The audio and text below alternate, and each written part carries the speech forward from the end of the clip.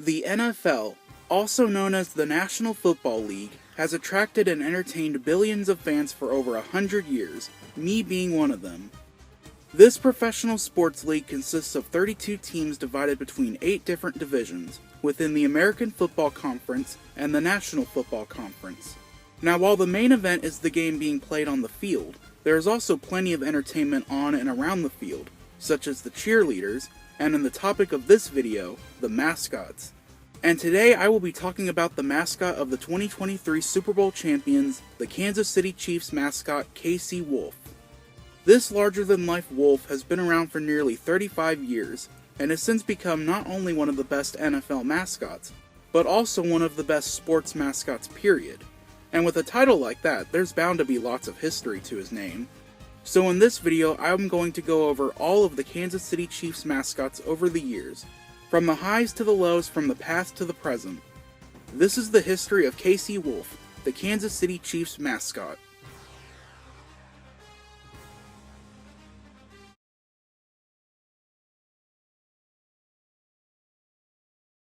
So before I talk about this howling great wolf, I must talk about the team he represents, the Kansas City Chiefs.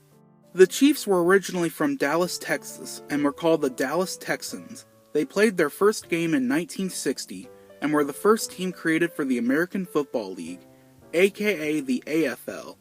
This is not to be confused with another NFL team known as the Dallas Texans, that played for one season in 1952. The team was created by Lamar Hunt, who also created the AFL as a whole. He originally wanted to create a new team for the NFL, but the NFL rejected his team, so in an act of revenge he created the AFL, and allowed other non-NFL football teams to join it, such as the Denver Broncos and the Los Angeles Chargers. Eventually, after achieving some success and winning a championship in 1962, team owners decided to relocate the team. This is because the NFL created their own team in Dallas, the Dallas Cowboys, the same year the Texans played their first game, and the two teams even played in the same stadium, the Cotton Bowl. The Cowboys were the team that was more heavily favored than the Texans, which led to them relocating. After considering both Miami and Atlanta, they eventually went with Kansas City as the new home of the Texans. The reason they picked Kansas City was in part because of the mayor of KC at the time, Harold Roll Bartle, convinced them to move there by promising both an increase in ticket sales and adding seating capacity to Municipal Stadium, the city's big sports stadium. The team officially moved to Kansas City on May 22, 1963. Originally, they wanted to keep the Texans name, but after realizing how stupid that would be, they held a Name the Team contest for people to choose what the new team should be named.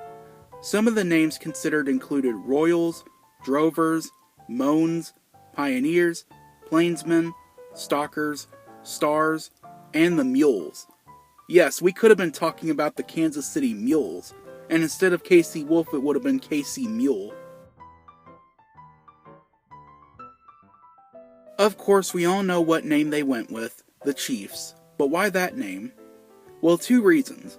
The first reason being that the land Kansas City is located on was once home to a large number of Native Americans, but the main reason why the Chiefs' name was chosen was because of, once again, Mayor Harold Roll Bartle. His nickname was the Chief. When he was the leader of a Boy Scout council, he was known by many as Chief Lone Bear. So with a new name, new city, and newly renovated stadium, the Kansas City Chiefs began their first season, and that's where our mascot story begins. And unlike other NFL teams, they actually had a mascot from the very beginning. Well, when they became the Chiefs, that is.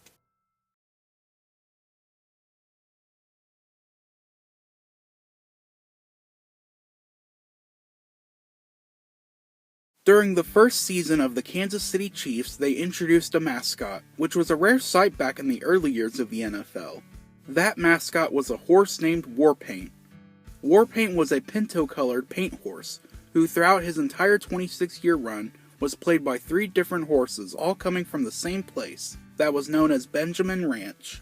He was originally ridden bareback by a man named Bob Johnson, who would also wear an American Indian headdress. He kinda resembled the Indian seen on the logo, but also kinda didn't at the same time. The first horse that would portray war paint was born in 1955 and began to be used for games during the Chiefs' first season in 1963. There's really not much to Warpaint or his rider. They appeared at every Chiefs home game, and like everyone else, they had their own game day routine. At the start of each game before the first play, as well as whenever the Chiefs score a touchdown or any points, Warpaint gallops around the entire field at lightning speed. When he's not needed, he just hangs out on the sidelines or in the tunnels of the stadium. Here's a fun fact. During the 1975 season, in a game where the Chiefs played the Raiders, the Chiefs won 42-10, and Warpaint ended up circling the field 6 times. At the end of the game, legendary Raiders coach John Madden was quoted as saying, "We couldn't beat the Chiefs, but we damn near killed their horse." If you couldn't tell by now, even early on, the Kansas City Chiefs were a dominant football team. They were so good, in fact, it led to negotiations between the AFL and NFL to merge the two football leagues. During the 1966 season, it was decided to have an AFL-NFL championship game between the best teams in each league. However, Lamar Hunt, AFL creator and Chiefs creator and owner, didn't really like the name AFL-NFL World Championship for this upcoming game, so he suggested a new name, the Super Bowl, named after a toy ball his kids liked. That's right, the Chiefs are partially responsible for coming up with the name Super Bowl. So on January 15th, 1967, the Kansas City Chiefs went to their very first Super Bowl in Los Angeles. They unfortunately lost to the Green Bay Packers 35-10. Warpaint was actually in attendance of the first Super Bowl, but was sidelined sadly. 3 years later, on January 11, 1970, the Chiefs played in Super Bowl IV and won against the Minnesota Vikings 23-7. Warpaint wasn't just sidelined, but rather completely banned from being on the field during the game. However, he did get to lead the victory team after the Chiefs won. Speaking of parades, let's talk about some of the events Warpaint attended that weren't normal Chiefs games. Like I mentioned, he attended many parades held in the Kansas City area, along with local festivals, carnivals, and other community events. During Christmas events, Warpaint dressed as Rudolph the Red-Nosed Reindeer with a reindeer headband and red-nosed and visited children's hospitals and parties.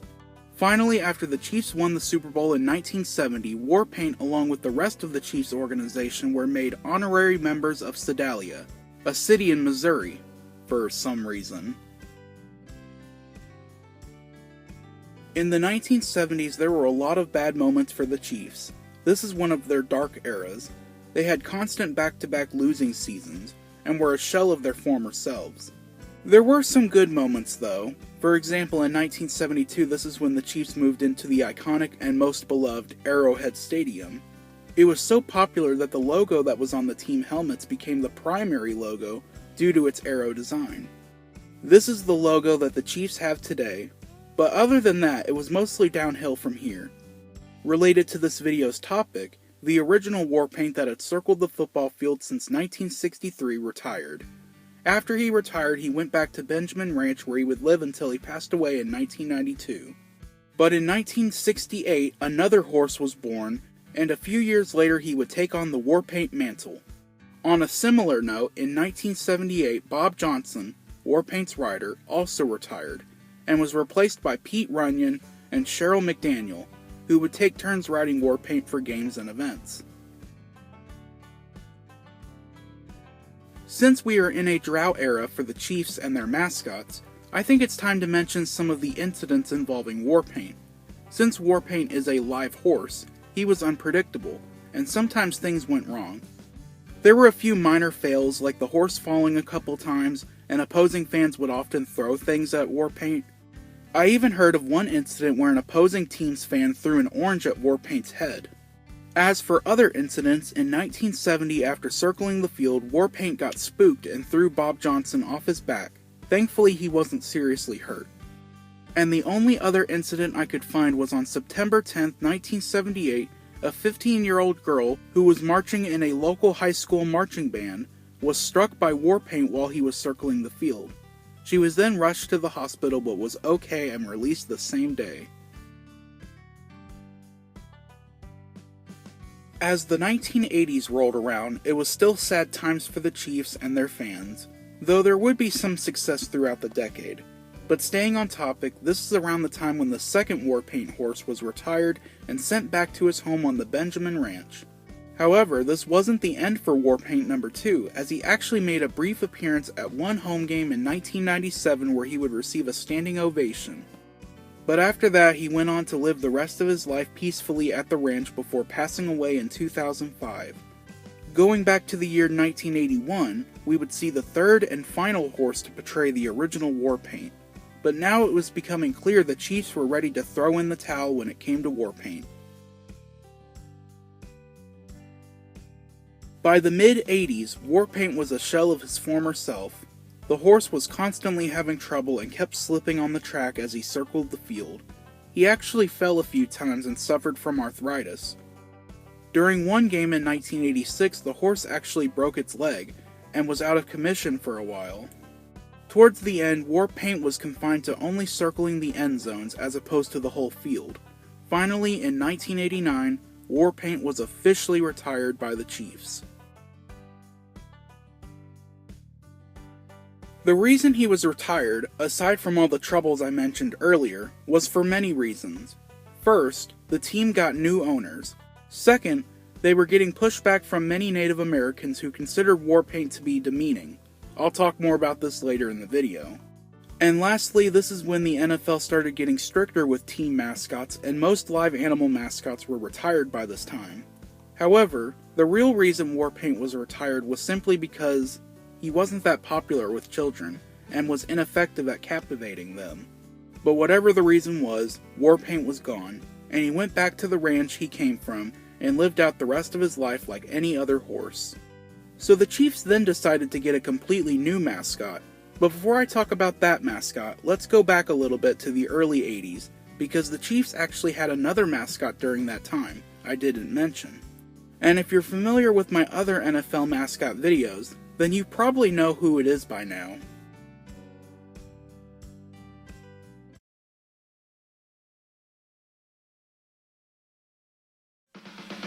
Okay, football fans, this is the year you get up off your recliner and experience the real-life fun at the game. The fun is in the stands. The fun is with the fans in the stands. Feel the roar of the crowd, let your hair down, maybe even howl a little with the Wolfpack.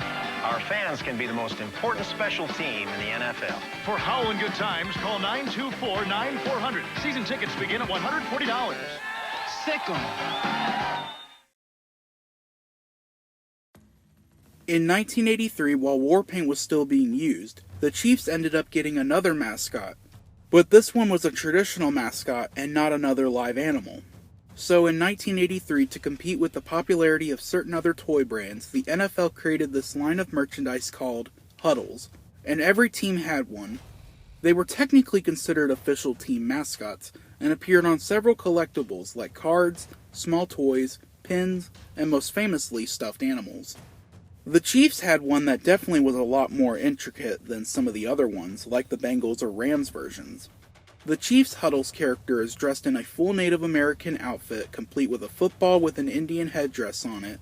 The guy also has some really long hair and very cool looking shoes. Along with all the merchandise, every team was given a physical mascot costume used at the games.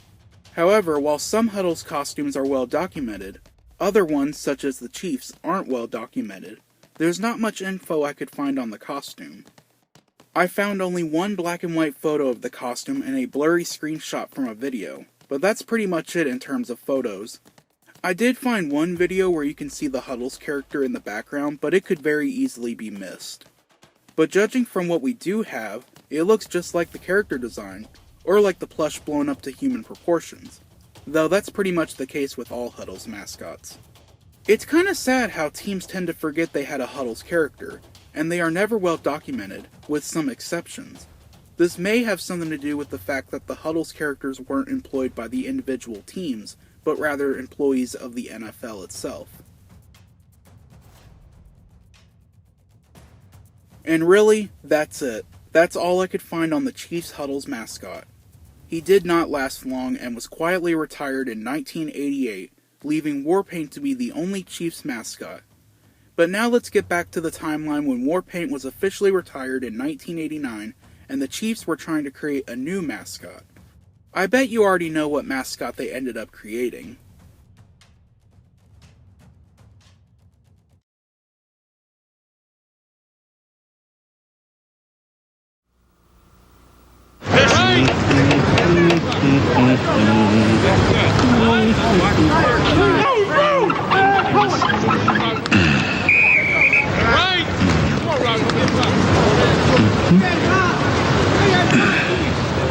Hey, that's great.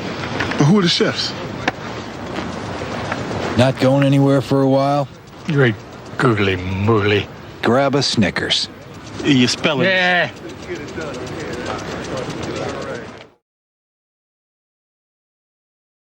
During the off-season, the Chiefs were busy coming up with a new mascot to replace Warpaint. It took a while to create, but in the end, it would be something the NFL had never seen before. But finally, on September 17th, 1989, at the Chiefs' 1989 home opener game against the Raiders, he arrived. K.C. Wolf, the NFL's first official modern mascot. Now let me address the age-old question when it comes to the Chiefs mascot, and that is, why is the Chiefs mascot a wolf? Well, the answer to that dates back to the 1960s, during the team's glory days at Municipal Stadium. There was a group of very loyal and loud Chiefs fans who called themselves the Wolf Pack. While it was an unofficial fan club, the team fully embraced it. Heck, even the Chiefs cheerleaders wore these very terrifying wolf masks at some games. So with their new mascot, the Chiefs decided to pay homage to the Wolf Pack by making their mascot not only a wolf, but also a crazy hyper mascot. Let's talk about K.C. Wolf's costume and design. I promise there will be more facts than just him having 85-inch hips. But yes, he's got 85-inch hips. This guy's thick. Anyways, the costume was created by the company Harrison Erickson Incorporated, which was started by former Jim Henson Muppet builder Bonnie Erickson. She's mostly known for creating Muppet characters like Miss Piggy, but she's also created several sports mascots. The most famous one being, of course, the Philly Fanatic, one of the best mascots ever created. Originally, the Chiefs received two K.C. Wolf costumes, both costing around $15,000. Nowadays, there's more than 2 costumes of K.C. Wolf that are used. K.C. Wolf has his own closet full of spare K.C. Wolf suits and costumes and props that he needs during a game. Going back to his design, you can definitely see how the Philly Fanatic inspired his look. Starting with the head, it's very large and very round. He's got a large pointy wolf ears and a backwards red Chiefs baseball cap. His fur is gray, but his long muzzle is a lighter gray. He's got a large black unibrow with black sideburns, and his eyes are cool, as they are actually googly eyes. The pupils can move, kinda like Cookie Monster's eyes. Finally, he's got a closed mouth and a kinda long neck. That's where the performer looks out of. As for his body, it's very, very round. He's got more of that gray fur all over his body and his 4-fingered hands. He wears only a Kansas City Chiefs shirt with KC on the back, and he originally had no pants. He also originally had a very small wolf tail. It's kinda hard to see, but he did have one. Finally, just like most Philly Fanatic inspired characters, he's got large socks that go up most of his legs, and large Chiefs colored shoes. Here's something surprising. K.C. Wolf is one of the few pro sports mascots where we actually know who the performer is right from the start. I would even say K.C. Wolf's performer is just as well known as the mascot. However, the performer for K.C. Wolf today is not the same performer for the mascot in 1989. Somebody else played K.C. Wolf during his rookie season, and that was a man named Dana S. Hubbard. Dana was the first person to take on the role of K.C. Wolf, but it wasn't for long, as just after the first year, the Chiefs were in need of a new K.C. Wolf performer. Enter Dan Mears, whose name might sound familiar if you've seen my Truman the Tiger mascot video. Dan went to the University of Missouri and played Truman the Tiger for many years. After graduating, he then went on to become the St. Louis Cardinals mascot, Fred Bird. This is when the Chiefs contacted him and asked him if he would join them as Casey Wolf, and the rest is history. So ever since 1990, Dan Mears has donned the Casey Wolf costume, and is currently the longest-serving mascot performer in sports. What's his secret to being able to perform as the same character for over 30 years? Lots of ibuprofen. Not only is Dan Mears a mascot performer, but he is also a motivational speaker. He does over 150 motivational speeches around Kansas City and Missouri, some involving Casey Wolf and others outside of the costume. In fact, if any of you live in or around Kansas City, you probably had Dan come to your school or business at some point. He mostly talks about pretty much anything from stop bullying to eating healthy or just how to be a better person, and sometimes even religion and God. One awesome thing Dan does when he visits elementary schools is after his speeches, he sometimes lets a student from the audience try on the Casey Wolf costume. This has even led to many of the lucky kids becoming future mascot performers. Casey Wolf was an instant success and received positive responses from both kids and Chiefs fans alike. Not only was Casey Wolf a success with the fans, but he was also a success for the Chiefs, as throughout his first decade of existence, the Chiefs finally started getting good again, and were once again a dominant team in the NFL. Casey Wolf was actually so successful that other NFL teams started to take note and began reaching out to mascot costume companies so they could have their own mascots. So in a way, Casey Wolf is partially responsible for the creations of some of your favorite NFL mascots. Throughout the 90s, Casey Wolf saw very little changes to his design. The one exception was around 1992 he went from not wearing pants to wearing orange shorts, and his tail was made even smaller, eventually being removed altogether. So now you're probably wondering, what exactly did Casey do at the games? Well, he did the typical crazy Philly fanatic antics. Usually this involved making fun of their opponents, sometimes tackling quote-unquote fans, and of course driving around on his ATV. One of his earliest skits included beating up a mannequin dressed as an opposing team player. He even tied the dummy to his ATV by the neck and drove around with it. And of course, how could I forget to mention, Casey also gets to lead his team out before each home game. Since Casey Wolf was so popular, he of course makes many appearances and does tons of events. In fact, Casey Wolf makes about 600 to 700 appearances in a year. Because of this, there's several backup Casey Wolf performers that fill in roles at times when Dan isn't available. One of them is Andrew Johnson, who is now the current performer of the Houston Texans mascot, Toro. He actually began his mascotting career because of the time he got to try on the Casey Wolf costume when Dan visited his school. Anyways, Casey Wolf has done community events, parades, grand openings, visiting hospitals, appearing on news stations, among other things in the Kansas City area. He also sometimes appears at other Kansas City sports games. Most of the time it involves other mascots like those halftime shows some teams do. Heck, the Chiefs also have done a few of these themselves, where Casey and other mascots play football. Casey also was one of the first mascots to appear at the newly created Celebrity Mascot Games, which was a yearly event held in Orlando, Florida, where mascots would do party games, or things you've probably done in PE class. Casey Wolf appeared at the games throughout the 90s and into the late 2010s. And finally, in 1993, the NFL created a new program called Team NFL Heroes, which pretty much gave every team a mascot-like character, and a costume of that character to represent the team. Some of these mascots would go on to become the permanent team mascots. However, since Casey Wolf was created years before, the Chiefs just used him for the merchandise. Some merchandise from this time included plush toys, this weird pillow head thing, and erasers. And that's pretty much all I could find regarding Casey Wolf throughout the 1990s. Well, actually, there's one more thing I found, and that was a pretty ugly incident that happened involving Casey Wolf. During one game in 1997 when the Chiefs played the Steelers, Casey Wolf was attacked by several Pittsburgh Steelers fans. One fan even went as far as to bite off a piece of Wolf's ear. Then Casey Wolf slammed that fan onto the ground.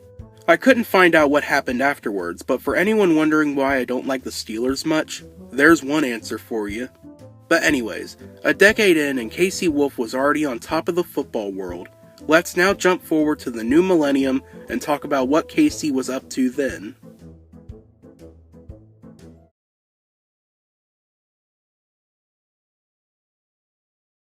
I confess, it's tough being a superstar. You see, it's not all fun and games.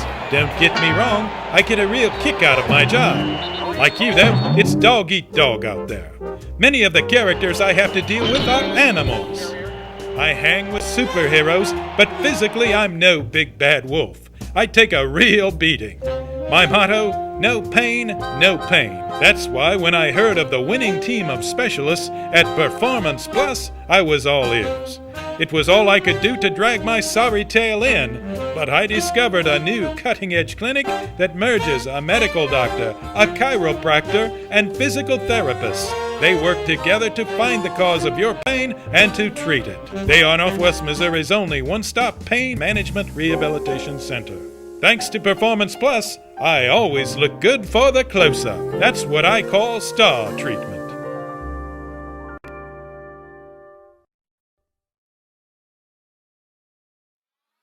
By the time we reached the 2000s, Casey Wolf was still doing his normal crazy shenanigans. His character didn't change, but his costume did. That's right, sometime in the early to mid-2000s, Casey Wolf got a new redesign.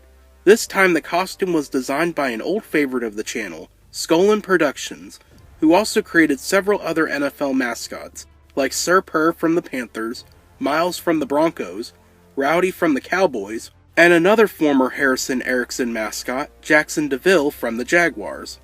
This new Casey Wolf was a much lighter gray color, and his muzzle was now white.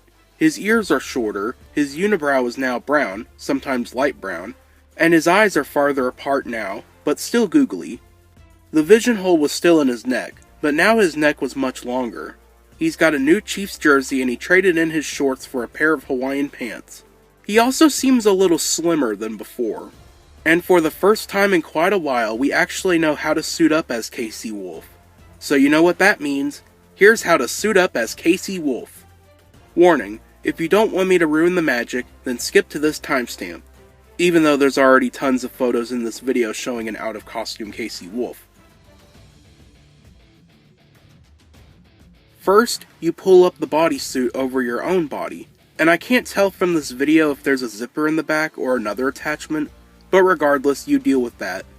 You also may notice his hands are attached to the bodysuit, but those don't go on till the very end. Then you put on the pants, which just slide on and are held up because of his 85-inch hips. Then the jersey goes on, and then the shoes slide on. The head is then put on and strapped to your head, and finally you put on the gloves. Once everything is assembled, congratulations, you're now Casey Wolf. While Casey Wolf was still the mascot for the Chiefs, there was another character created a few years later that also kinda represented the Chiefs. So in 2013, the NFL partnered with Nickelodeon to produce a cartoon series based around the NFL called NFL Rush Zone. Now I've never watched this show since it was barely on TV, but I do know they had these weird alien creature things that represent every team. Basically a modern version of the Huddles concept from the 80s. The Chiefs version of this was a yellow character named Arrowhead, obviously named after Arrowhead Stadium, and he carried a spear. This character is definitely more generic compared to some of the other Rush Zone characters, but that's not really a bad thing. Sadly, this show didn't last too long, but it did get some merchandise in the form of comics, and even a line of McDonald's Happy Meal toys. On the topic of a secondary mascot, Casey Wolf also had his own mini-me, known as Little Wolf. He's not used much anymore, but when he does show up he's either played by a little person or a child. Many see him as Casey Wolf's son. Speaking of merchandise, one important thing to a mascot and brand is merchandise. And oh boy did the Chiefs make Casey Wolf a merchandise machine, as there's so much merchandise, it's hard to show it off in this video. Yes, I know he had merchandise in the 90s, but it skyrocketed in the 2000s and 2010s. He's got hats, bobbleheads, including this Macy's Parade-inspired one, Christmas decorations, yard inflatables, statues, lots of stuffed toys, several t-shirts, including this Showbiz Pizza-inspired shirt, pins, a golf head cover, a crappy Lego bootleg minifigure, and a really great Lego bootleg figure. There's also a few books about Casey Wolf. Casey Wolf was also one of the mascots featured in the video game Madden NFL 12, which is the only Madden game that actually has mascots. Casey Wolf pretty much did everything he was already famous for a decade earlier. You know, doing community events along with other crazy antics. However, there are some notable events that happened involving Casey Wolf during this time. For example, in 2006, Casey Wolf would be the first NFL mascot to be inducted into the Mascot Hall of Fame. He was actually part of the inaugural class of mascots inducted. He also appeared at the grand opening of the Mascot Hall of Fame Museum in 2019 and is actually represented all over the building, including a giant balloon of his head hanging from the rafters. And on September 23, 2007, Casey Wolf took down a drunk fan who ran out onto the football field in a moment that became iconic in sports history. Now, Casey Wolf is no stranger to tackling drunk fans, as during the 2001 Pro Bowl, he did the same thing to another drunk fan running out onto the field, and restrained him until security showed up. While there's been many positive moments for Casey Wolf over the years, there's also been some bad ones. And no, I'm not talking about the Chiefs team records, this is much worse than those. That's right, I'm going to talk about the infamous zipline accident. On November 23, 2013, Dan Mears was practicing a stunt when a serious accident occurred. You see, Casey Wolf began doing these cool ziplining stunts when he would zipline across Arrowhead Stadium and do cool poses. Well, for the 2013 season, Dan wanted to mix things up, so he created a newer version of the stunt, and it went perfectly fine during practice. But then came the infamous day of November 23rd. Dan, not wearing the wolf costume, began the zipline stunt when all of a sudden, he fell 75 feet from the top of the stadium, landing on the stadium seats and even breaking a few. But most of the damage came from Dan. He suffered major spinal injuries and he broke his back, 7 ribs, his tailbone, and sacrum. He also had a collapsed lung and was struggling to breathe. Dan was very close to dying. He was immediately rushed to the hospital and had multiple surgeries, but thankfully he made a full recovery and went back to performing as Casey Wolf a year later. What's surprising to me is how Dan had such a positive attitude when discussing this tragic incident. He had no hard feelings towards the team or any of the people who helped him perform the stunt, and he has since used the incident as a teaching moment in his motivational speeches. After this incident, Dan would go on to write a book about it called Wolves Can't Fly, as well as another book called Mascot on a Mission, where he uses both of the incidents and performing as a whole to discuss how much of an impact he's had on everyone who came into contact with him. But even after such a horrific accident, things got so much better for Casey Wolf and the Chiefs in the following years. Especially after a certain Patrick Mahomes showed up. In 2020, Casey Wolf finally got to go to his very first Super Bowl when the Chiefs went on to beat the 49ers 31-20. After this, Casey Wolf and the Chiefs were on top of the football world. In 2021, the Chiefs once again went back to the Super Bowl. However, due to COVID-19, Casey Wolf was very limited in doing any Super Bowl activities. I don't even think he was allowed on the field, which was probably for the best since the Chiefs got absolutely destroyed by the Buccaneers during that game. Finally, in 2023, Casey Wolf once again returned to the Super Bowl to see the Chiefs beat the Eagles 38-35, and I'm pretty sure he will be back for more Super Bowls in the future. Finally, in the 2010s, Dan Mears got a Lifetime Achievement Award named after him by other NFL mascots. And in 2020, Mears got inducted into the Missouri Sports Hall of Fame for his role as Casey Wolf. And that brings us to today. As of November 2023, Casey Wolf is still being performed by Dan Mears and is still with the Chiefs. He is now the longest-serving mascot in pro sports. But, what if I told you we weren't done yet? There's still some other things to bring up, like a certain other mascot that the Chiefs had while still using KC Wolf. Here's a hint, it's an old favorite.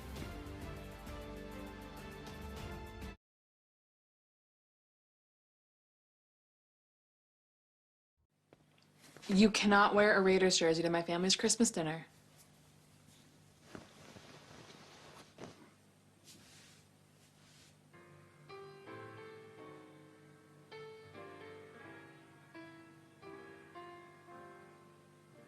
Turn it off. Just turn the lights off.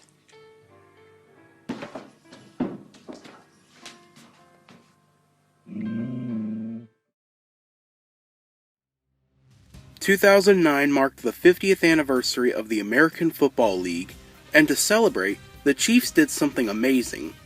They brought back Warpaint, the original Chiefs mascot before KC Wolf. That's right, on September 20th, 2009, the home opener game against the Raiders, Warpaint once again returned to circle the field the same way they did all those years ago. It was almost like Warpaint never left. One change made to this version of Warpaint was instead of being ridden by someone in Native American attire, the horse was instead ridden by Chiefs cheerleader Susie DeRucci. Warpaint was also now an American paint horse instead of a pinto horse. Also, I think this Warpaint was a female horse instead of a male horse. Warpaint was so well received at this game that the Chiefs decided to use Warpaint for all home games from now on. Since I already talked about Warpaint earlier in the video, there's not really too much to discuss with the new Warpaint. The horse pretty much did the same things they did before. With that being said, I actually know what the game day routine is for this Warpaint. It's slightly different than before. So Warpaint practices throughout the days leading up to a home game. She practices at her home, which is a ranch located near the stadium. On game day, Warpaint practices a little more starting at 8 a.m. and then goes to tailgating events to interact with fans. Once the game starts, Warpaint does their usual thing with circling the field and leading the team out. During the game, Warpaint hangs out in her personal horse stable located in Arrowhead Stadium, near the tunnel the players run out from. There's a small TV inside Warpaint's stable so the handlers can keep track of the game. When the Chiefs score, Warpaint runs around the field. But other than that, it's a pretty standard game day routine, and Warpaint did this for 12 years. Throughout Warpaint's return, several cool things happened. Of course, Warpaint did standard things like appearing at Chiefs training camp, fan events, schools, and rodeos, but there were a few other things that occurred. For example, after her first season, Warpaint and Susie won a Legendary Achievement Award for Greatest Horse and Rider Team by the American Paint Horse Association. Warpaint was also added to the carousel at the Kansas City Zoo. While I couldn't find any pieces of Warpaint merchandise, I did find out Warpaint also appeared in Madden NFL 12 in 2011, along with KC Wolf. And finally, Warpaint appeared in several parades, including the Victory Parade in 2020 after the Chiefs won the Super Bowl. Now we come to the part of this video I'm scared to talk about. This is something that always comes up when discussing the Chiefs and team mascots in general. That's of course the controversy surrounding the Chiefs' name. Ever since the team changed their name to the Chiefs, there's been constant outcry by Native Americans and Indian groups who want the Chiefs to change their name, since they believe the name and traditions are outdated and racist. They have even been sued because of the name.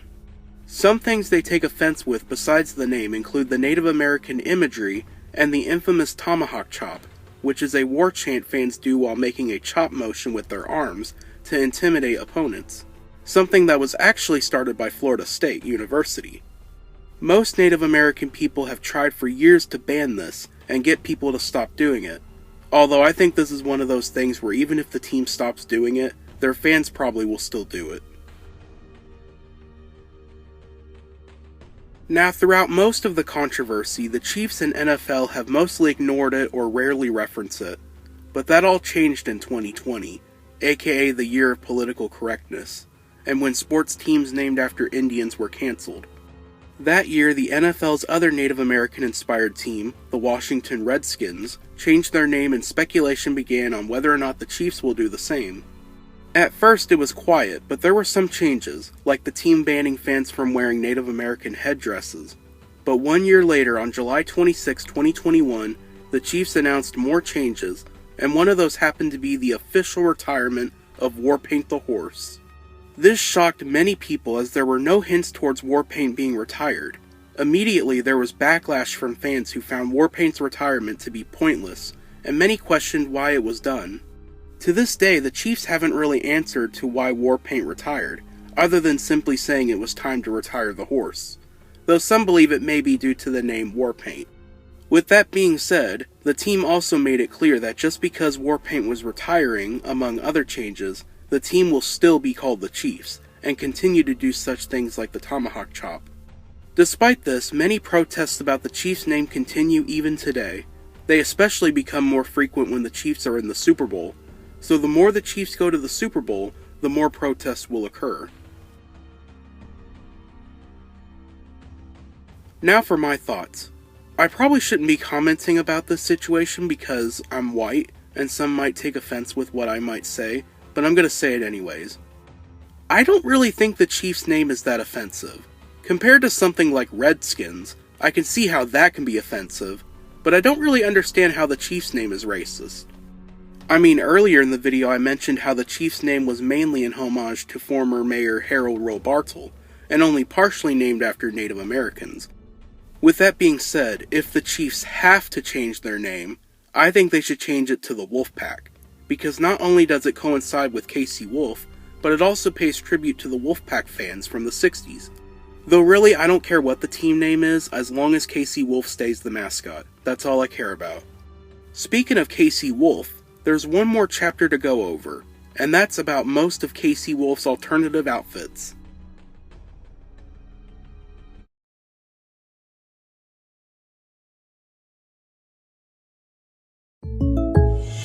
Patrick, Jake from State Farm, explain this bundling thing again. All right, Coach Reed. Let's say these fries are your car, right? And And this burger is your home. Okay. it can be more affordable if you bundle them together. Kind of like a combo meal. Kind of like a combo meal. Explain it again with those nuggies. Bundling, just another way to save with the personal price plan. Like a good neighbor, State Farm is there. So over the last almost 35 years, Casey Wolf has worn a large amount of costumes and disguises for games and events. Now, it is impossible to go over every single outfit he has worn, as it's not documented that well, as there's also been some outfits that don't have any information on them.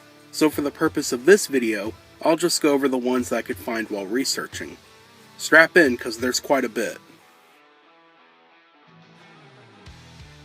First off, I want to go over different pants variants Casey Wolf has. While he doesn't have any jersey variants, he's worn several pants with different designs over the years. There's of course his normal red and white Hawaiian pants, but there's also these flower pants, this weird pattern covered pants, a more brown looking pants design, and a pair of shorts. One of his more famous pants designs that's used on official merch is this one, where one side is red while the other is yellow.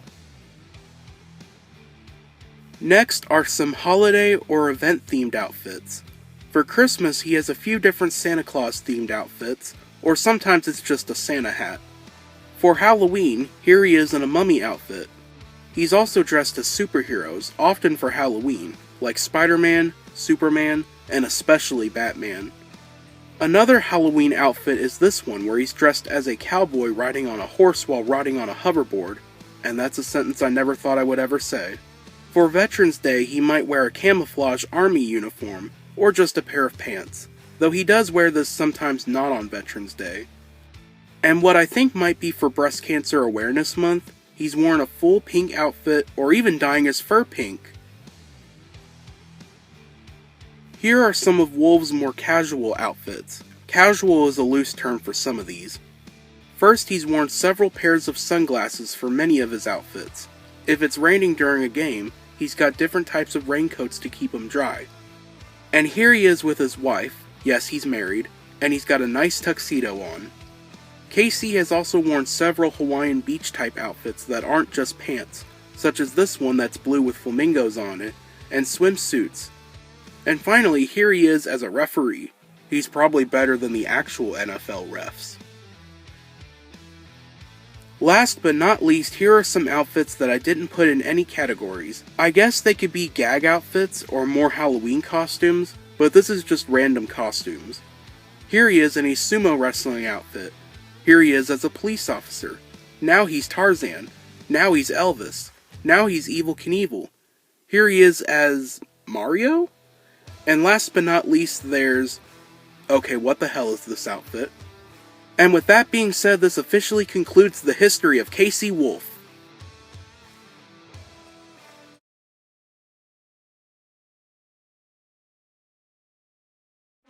And there you have it, the history of KC Wolf and other mascots for the Kansas City Chiefs. I hope you guys enjoyed this video. This was a hard topic to research. The NFL isn't really good at archiving their old mascots, but it was worth the effort because even though I'm not a Chiefs fan, I do like KC Wolf.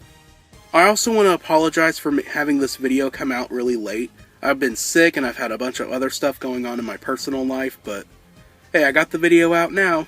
Better late than never. If you have any questions, let me know in the comment section down below. Please like, share, and subscribe, and comment down below which mascot was your favorite, or if there's anything that I missed. Thanks for watching, and I'll see you next time on the History of series. Bye-bye!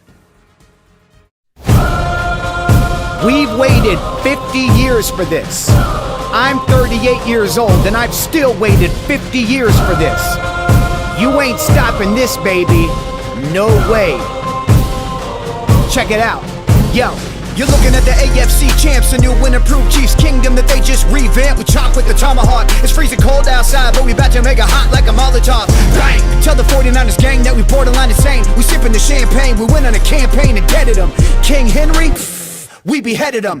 Tyreek Hill, catch him if you can. He running in the end zone and stretching out his hands. Sammy Watkins might take off and never even land. And you know Travis Kelce is the man. Nico Hardman is running faster, but I'm coming at you like a honey badger. I split domes like Chris Jones, slamming quarterbacks and they end zone.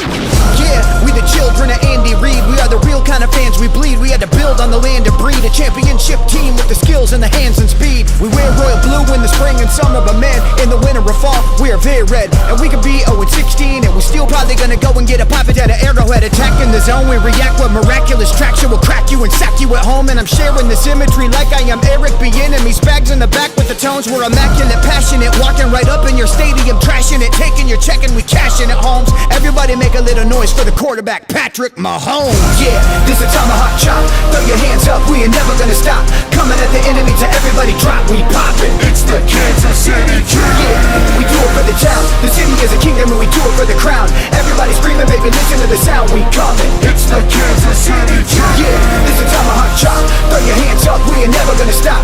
Coming at the enemy to everybody drop, we poppin'. It's the Kansas City Chiefs. We do it for the town. The city is a kingdom and we do it for the crown. I will now rap for 49 seconds without breathing. There is not a better quarterback that's on the planet than the Magic Man. Mahomes, the MVP, you understand it. He's a Kansas City legend, he's exciting, he's the best man. He was biting on the necks of all the Titans and the Texans. He can throw a perfect pass and put it right into your chest, man. It don't matter, he can get you with his right hand or his left hand. He can rush it to the end zone, he can jump right out of pocket. Got a cannon for an arm, it's like a rifle and a rocket. If you think another quarterback is like him, better stop it. He'll go psycho and attack you like a tiger. And the drawbacks had an injury this year, he persevered and came back better. He's a leader and a star and he don't buckle from the pressure, man. We're doing this for Derrick, Tony, Priest, and Lamar. And then we're thinking about the 50 years of seasons in the garbage bin. We're putting on a cleat, you know it's time to play some ball. We gotta do this for Willie, Buck, and Bobby, even Jamal. We gotta conquer your attention, Kansas City, man. It's time to free the monster. Gonna win the Lombardi and do it proper, man. We're going to the Super Bowl at Kansas City Steelers. You know the time is now. We gotta get revenge for 50 years where every single one of us has been suffering with a broken heart. We're doing it for Andy, gotta do it for the owner Clark. Every single one of us, we gotta have belief. Everybody make some noise for the Kansas City Chiefs.